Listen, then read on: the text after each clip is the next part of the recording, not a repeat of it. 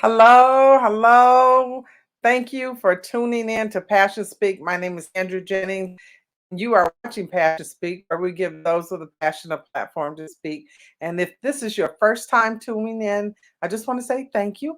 Thank you for doing so. I appreciate you, appreciate your support. And if this is not your first time, thank you again. Thank you for hanging out with us. I have a special guest tonight. She has been studying the history of Idlewild, Michigan, and Woodland Park, Michigan, also known as the Black Eden of Michigan, for since 1990. You do the math, that's like 30 years. That's actually more than that. But anyway, Rose Hammond, I met Rose Hammond about 15 years ago, and she's been talking about Idlewild ever since. She hails from White Cloud, Michigan, which is like a stone's throw from Idlewild, and from perspective from Grand Rapids, I guess it's about an hour to an hour and a half north. And she has interviewed everyone, and she's going to talk all about it and talked about the history. Hello, Rose. Hello. Hi. Thanks for Hi. joining us. Thank you. I'm kind of excited. There were some things I learned about just recently. I've Oh, learned about Idlewild just through reading and watching. We got a lot of excitement going on here. So anyway, I'm gonna let you get right into it. You have been studying. Did you get a chance to share the video? I know you were I know asking. you told me to look for that share link, and I'm looking for that share link. It's right up under. You should see our faces on the page now because we are live. If you don't see it, that's fine. Okay. I hit But the share. I just wanted I just wanted your friends to be able to see it as well because I know that you're going to talk about history. Yep, Who I else? just did it. Diane, I'm tuned in. This is a friend of mine, originally from Michigan. Diane, she's saying, I'm tuned in, Sandra. She watches us often. Thank you, Yeah. Diane. We appreciate you. And she was the one talking about a little bit of Idlewild Hmm. when we posted the graphics. So anyway, um, God, you love Idlewild, huh? Talk to me. You've been doing this since you were a kid, really, right? Well, really, sort of. But, I was being born and raised up in White Cloud, your fellowship church in Woodland Park, more so. Mm-hmm. And that's how I got to know about Woodland Park, and then Idlewild. So you were telling me the story yesterday. You said what initially attracted you to want to delve into the history of Idlewild was not so much what we may or may not have seen in the news about Mhm. the Black Eden aspect of it, but it was the fact that whenever you went to Idlewild or Woodland Park, you would hear somebody talk about the good old days. Yes. Right. And That's so, exactly right. I had moved back home, reinventing myself, and we went up north, my mother and brother and I, and she had good friends in Woodland Park. And old man Tyson, we called him the Tyson family. Um, he would walk me up and her up and down what we call two-track roads. I was explaining to you and describing to you what a two-track road is. And he mhm. would just point out all the history, and you'd hear him when I always talk about the good old days. And so that's when it hit me and struck me. It's like this is a way for not only trying to get stories out there, but helping myself as well. And so you began this journey of interviewing some of the old timers in Idlewild. Exactly. And it wasn't an easy process. Even though I was born and raised up around that area, it Mhm. was not an easy process. And it took some going back and forth and introducing myself, not just my mother, but myself now, to everyone. And then when I went to Idlewild is where I found out I would have to start.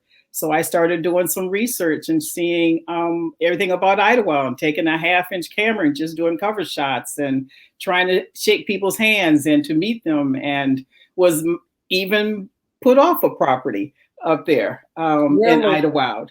So that's how this began. That's not funny, but that is. It wasn't. I had to explain to the camera person too, somewhat how the etiquettes of the rural life and the city life.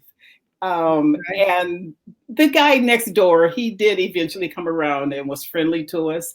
It was right next to the library. There was library in Idlewild. Mhm. It was right next to there, but he was a nice guy after that. Okay, so Briefly, before you go into some of those stories, I want to talk a little bit about the history that some may not know. Hmm. So back at the turn of the century, we all know the African Americans, we couldn't frequent the places like the Cotton Club of Harlem or various other clubs that you'd want to Exactly. go and just have a cigar or a Hmm. smoke and a cocktail and some good jazz or some music, any kind of Hmm. music. Hmm. We'd have to be relegated to places that were not nice. So Idlewild was more than to Black people. It was more than just a place to go for a party, right? Because it. Well, somewhat. Go ahead. Idlewild was. It was like a refuge. I mean, finally, as I think Rita Collins put it well, a lot of the people interviewed put it very well. They finally felt like this was a utopia. Imogene Clark from Kansas, she would even say it was like a utopia for me when we finally could get to Idlewild and finally could have something that was our own. That wasn't really, the land was purchased not by African Americans though. And that's what some people might not know. The land was acquired by a family out of White Cloud, who our family grew up with. Mhm. And a lot of folks might not know that part of the history of it. And so it, it I think probably, correct me on the timeline, probably about the 20s, 30s, 40s, it Hmm. was a mecca. It was a place to go, a full resort town. Exactly, exactly. It was a lot of the newspapers and magazines wrote about it. Ebony and a lot of them just wrote lots of stories about it because people came from all over once they saw that there was a place that they could go to have of their own. I mean, you're talking 2,700 acres, Idlewild and Woodland Park. 10 years later, I mean, 2,600 and massive, just a huge, huge blue lake. Which had not been done before. And then you're talking northern Michigan. You're talking Newaygo County and then Lake County. That was not really heard of at that time. And so, what was some of the stuff that used to go on back then? I mean, the stories that you heard. Now, I heard, I got, I should, I've seen. Let me correct. I've seen pictures of my mother and them at the clubs, but and I saw a few beach pictures. But what were some of the stories you heard? Well, some of the ones that I heard, which is an interview that I did not get, I think we spoke about that, was the home that was on the top of the hill. And I had asked someone, I said, well, who lives up there? And then all they would tell me, I don't know how factual it is, they, well, these are black gangsters and stuff. I said, for real. And then so I would try to go up there, but they had this wiring or something where you couldn't get past it. And so that was one story that I had heard of. And I wouldn't have believed it, except for one of them when I came back home after an interview. I was at a nightclub locally here and tapped me on my shoulder. And at first I was a little scared, but then he was an all right person. So that was one of the stories that I'd heard up there while living up there and also once going up there to interview. So, okay, so this is the elephant in the room, right? Uh-huh. I don't know what year it was. I forgot to look it up. The movie Idlewild came on with a couple of, A-list celebrities. And this was probably in the last, I don't know, 10 or 15 years. And a lot of Michiganders got, especially people from up north, got really bent out of shape because it Yeah. was about some Idlewild located in the South somewhere. Exactly. There is an Idlewild in the south, and there's another Idlewild going out towards west. But Mhm. when I heard it, and then I saw like a trailer or something, I said, "Well, no, that's not what happened up there." And then I went on further to ask Mr. Meeks, who was one of my contact people up there in Idlewild. I said, "Mr. Meeks, what do you think about that Idlewild?" I couldn't get it out of my mouth fast enough before he said, no, that is not about Idlewild, Michigan. That is someplace down south, has nothing to do with us. But yeah, quite a few of them up there were not happy about that. Really? Okay. Who we got here? Got some comments. Hmm. John Covington. Hey, John. Thanks for watching. Hey, I know. John. He said, hey, Yeah. lady. Hey.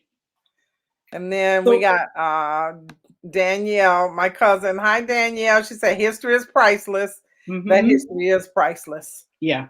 Yeah. Thanks for watching, Danielle. So they threw me off what next questions I had. Like, I'm really interested in some of the stories that have been told. Can you recall any of the stories that have been told to you from the people that you interviewed? Well, like Rita Collins is one that I recall. We went up there, the team, and we interviewed. I like to say conversations. We had conversations with her at their home, that's right off the water. And we walked in. I thought it was like a home should have been in Better Homes and Gardens. It was a beautiful, beautiful home. And who people might not know who Rita Collins is. That's Paul Collins' mom. And she gave us permission to go up there to interview her, along with who some people in the community might here know of the Brown Clater family. We interviewed Mrs. Browning, who is Catherine Browning. She was an educator. And we interviewed both of them on the property. And the one thing that Rita said that stuck with me is that she said she had tried several times to try to get property, and she just could not get property. And so finally she said, when she did acquire property, she says she remember going up there to see the Heidi Heidi Ho Man. And that just stuck with me because I wasn't quite sure what the Heidi Heidi Ho Man was when I was interviewing her, and I was small. And she talked to me about that and the process of trying to get property up there. It wasn't the easiest. It wasn't easy for her, she said, but she just kept saying, I remember coming to see the Heidi Heidi Ho Man. And she said she just loved it. She fell in love with it. Catherine Browning, was the same way. She said at the end of the summer, when you see your friends, you say, hope to see you next summer. And that's how she would end our conversation that we had. Wow. So those were some of the conversations. Oh, and Mr. John Meeks. Now, cut me off if I go too fast. Mr. John Meeks, he told me about, he was one of the owners of the Morton Motel. But he was saying before he was an owner, he said there's a Jim Dandy ski club that is a black ski club. And that was educational to me because I didn't even know that we had a black ski club. But it's a Jim Dandy one. And they were out of Detroit and they were going up to Traverse City and they was going to stay in a hotel. They had made arrangements. But when they got up there, they were told to go back down near the sheriff's office to make sure they had the arrangements. And so then when they went back, they found that their lodging was closed up. And they ended up driving all the way back till they came, he said, to this town called Idlewild. And they stayed at the Morton Motel. So there's some stories like that I was told. And I did contact the Black Ski Club in Detroit. I believe it's still there. And I was doing some research and doing some editing. And I really wish I could have got to speak to some of them. John Covington is saying, hold on, what is he saying? I actually produced the BET TV special that accompanied that movie. We're talking about the Idlewild movie that was produced like in the last decade. And made sure we put the Michigan town in the special. Thank you, John. Because I do remember when they were somewhere during that trailer, John, you guys did add in Michigan. And I do recall that. Good. I appreciate that because I, for one, was not pleased when I saw the movie Idlewild and I didn't see, it wasn't real blatantly obvious that it was Michigan. I was like, wait a minute. Yeah. I was thinking the same thing. So you have something very special coming up this week. And Linda Otterbridge is saying, congratulations, Rose. Thank you, Linda. Thank you for watching, Linda. And she is referring to you debuting at the Detroit Film Festival, Detroit Black Film Festival. The Detroit Black Film Festival. When the pandemic happened, I didn't know what else to do with the documentary because I had shown it in one theater locally here, and I'd shown it in the studio where we did all the editing at and invited a few people there to sample it. And I just wasn't sure what to do after everything closed up. All my speaking engagements closed down, where I was going to have the documentary shown had closed down. So then that's when someone said, what about the festivals? And I had not experienced festivals before or award shows. And so that's when I just started signed up with Film Fest and started submitting it. And there are 4 that had selected to show it within whatever their festivals were. I think the first one was Toronto. But that time I couldn't get to Toronto either. But I was very, very happy for the team because we worked so hard on this. And as an independent, you spend all your money and your effort and your time in trying to say, could you please help me edit? Could you please help do this? Oh. And so that's when I entered Detroit, and the Detroit Black Film Festival has chosen to have mine be one of the ones that they screen. Okay, so I'll be going down I'm there gonna to see show that. a little. You have a trailer on here for your film. I'm gonna show it real quick, and it can't totally fit in my screen, but hopefully it fits in yours. Oops, I don't have sound. Hold on. Yeah. At that time, my father was. I'm gonna start this real. My family first came to Idlewild in 1932. At that time, my father was the first black state senator in Michigan. You know, own your own land, be your own landlord, own something that nobody can take away from you. Blacks couldn't attend white nightclubs then, and we also couldn't go to any resorts.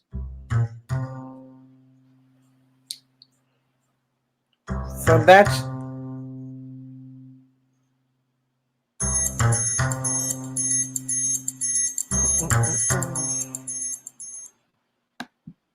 so that is your independent film, and it was an official selection for all these Chicago Indie, New York Independent, Montreal Independent, Detroit Black Film Festival. Wow.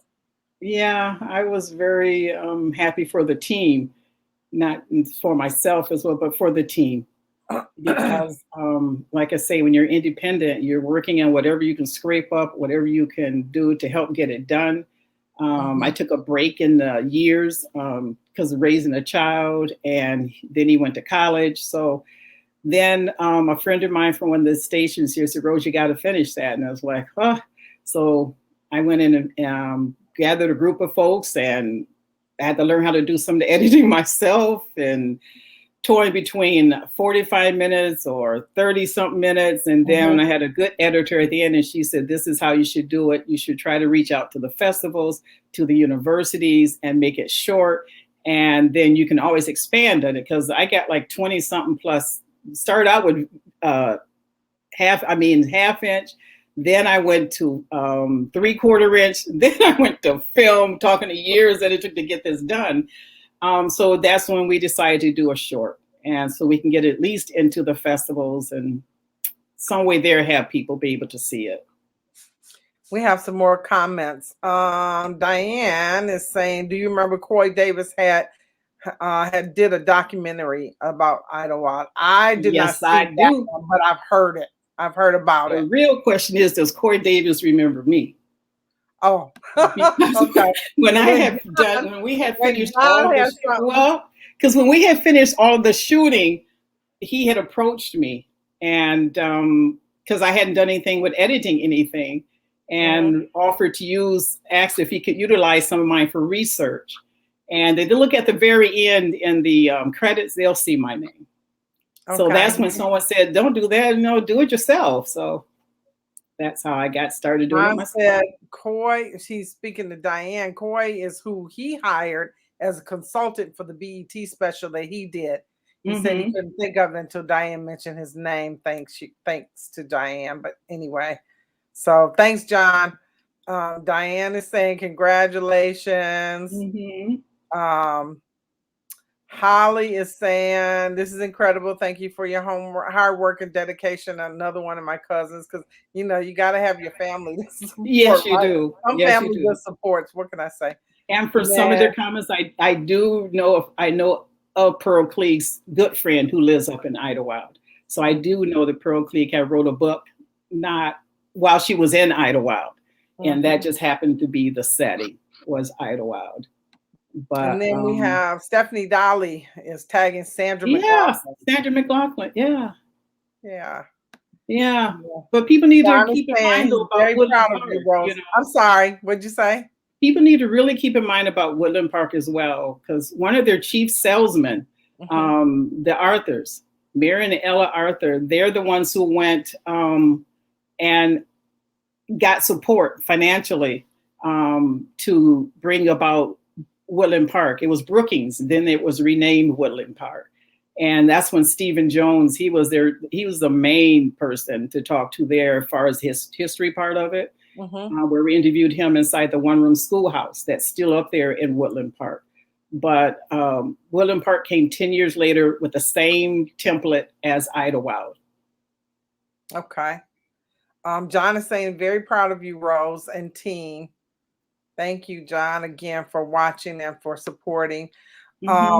So I will add this, that we all, maybe some of us know, some of us may not know, with the civil rights movement of the 60s, it changed a lot of things, because it was kind of like after 1970 it got here, all of a sudden we could go to Martha's Vineyard. Yeah, we didn't need Idlewild anymore because we could assimilate, we could mix and go amongst all people, right? And it felt a little different. So the flow of Idlewild and Woodland Park took a dip. And I think it's began to go back up probably somewhere around the 90s, right? Because my friends and I go up there and we stay at the Morton. Do we stay at the Morton? I'm not sure if we stay there, but we pick a resort up there and we go and we hang out and go to the jazz festivals that are up there, and they have many events going on, right? Yes. Like over the last year, it probably hasn't been as many because of, like, I was saying, the pandemic, but they had a big end of the summer jazz festival up there. And I went up there and said hi, but then I kind of, went on my way because it was really, really crowded up on a piece of land that an African-American has purchased. And they built a building, and it was huge. I mean, so many people that were there. And Woodland Park had their 100th anniversary as well. So I had attended theirs as well. So it's Woodland Park is just more woodsy. It's really, really woodsy. So if you like woodsy camping out kind of stuff, Woodland Park would probably be for you. Idlewild is real open and spread out. And as I said, I like walking up those 2-track roads. That's how I know how to get around to my friend and them's home, like the Pearl Cleaves friend's home and the John Slade home. By the way, a lot of them in Idlewild too have the national markers that are in front of the homes where people stayed as well. W.B. Du Bois. I still want to know where Madam C.J. Walker's land is. I haven't located that yet. I would like to know where that land is that she had acquired. But most all the others have the markers by them. So basically, anybody in the Black entertainment industry who was anybody in the 20s, 30s, 40s, 50s stopped by, and they may have frequented Idlewild and Woodland Park, and they just did. We got pictures of those celebrities in my mom's archives. So they stopped by there. The major entertainers, they were all there. It was was one of the one spots they could go and feel safe, I guess, if that's the way to put it. I interviewed the lady, Mama Helen Curry. She was a hard one to get. I interviewed her. She was Bragg's driver. Bragg's is one of the ones who owned a major outlet there as far as entertainment. And she said, yep, we put them in that station wagon and we drive the band and the entertainers in that station wagon from Idlewild to Detroit. And then we reload back up and drive right back in again with some more entertainers and their instruments. And she was a fun one to interview, but a very, very hard interview to get as well. Okay. So, and then we have Alyssa Carter. She said, this is awesome. Thank you, Dr. Carter. She thanks for watching. She watches often for us. That's nice. That's good. And then what was I thinking? Man, I just lost my train of thought just thinking about the excitement of it all. I wanted to focus a little bit more on the film. And so it's featuring this Friday at the Detroit Black Film Festival. Yeah. Okay. So what happens after Friday? If we don't go to Detroit, how do we see your documentary, your short film? That is what I'm working on now. Still, like I say, coming out of this pandemic, I'm trying to figure out what is the best venues, the best position to put the film in. I'd love to see it in the educational system. I had already, before it was finished, had taken the little easy to read book out that I had done for junior high students. And I had gone into the junior high classes and we had conversations and just walking through with them. They didn't know what squatting was and like what's a 2-track road, and just educating them on certain things other than the Black history part of it. So I would like to see it somewhere where it's implemented in that avenue as well. So that's what I'm working on at the moment, to see, drawing up a plan to get it into the universities, the public speaking part of it to go with it, helping to educate, especially the young people. Well, when you find out, you announce it, and I will announce it as well because I'm interested. I want to, Okay. I want to see the documentary, and I'm not going to be in Detroit this Friday. Yeah, So, yeah. Well, I had shown it. The Woodland Mall asked me to come there Really? last Black History Month, and it was no charge, no nothing. You just had to walk in and just look at it. And it was looped. It was there for a whole weekend. But I do intend to try to see where else I can get it. What So more about of the the mainstream. museum up north? Hmm? What about the museum up north? Will it be featured there? Well, that I'm going to be contacting them because I was on their schedule to show it as well up in Baldwin. Oh, okay. Because they also helped me with some of the research. And I'm now getting out to certain museums, contacting them, letting them know that, first of all, how are they handling an event like this? Because still people are concerned with what's going on around the country. So it would have to be handled delicately, and how many could be in. So it's something that I'm going to have to work out with the museums and with the, especially the one up north is a small, Baldwin is a small museum. So we'd have to see how we can work that out to get it up there so that everyone can see it. The school is not far from the museum, right behind it. So maybe that's a platform where I can go where more people can see it at once. So that is what I'm working on at the moment. Okay. Well, we are very proud of you. Very, very proud of Thank you. you. I am proud of you for sticking with your passion because this is not where you made your living. You made your No. living elsewhere. So Yeah. I am very proud of you for sticking with it. It's been 30 or 40 years that you've done this research and you got it on film, and we are happy for you. Hopefully it hits the Library of Congress and it stays there in the archives. That's one of them on my bucket list. That's one of them. And also the one down in Alabama. I went down there this summer and I finally got a chance to go through the African American Museum down there. And that's one of them. I did get a contact information from them as well. So we're going to see Chicago, the Sabo Museum. There's quite a few. Charles H. Wright. Yeah. So there's quite a few. Thank you so much. If anyone is interested, the website is listed. And we would love to have you stay in touch. Also, if you're on my friends list, I will be announcing things, and stay tuned.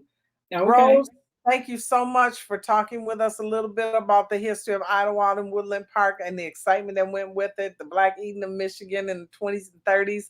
And you have been listening to Passion Speak, where we give those with a passion a platform to speak. Thank you for your time. Rose, thank you for your time, dear. Thank you. All right.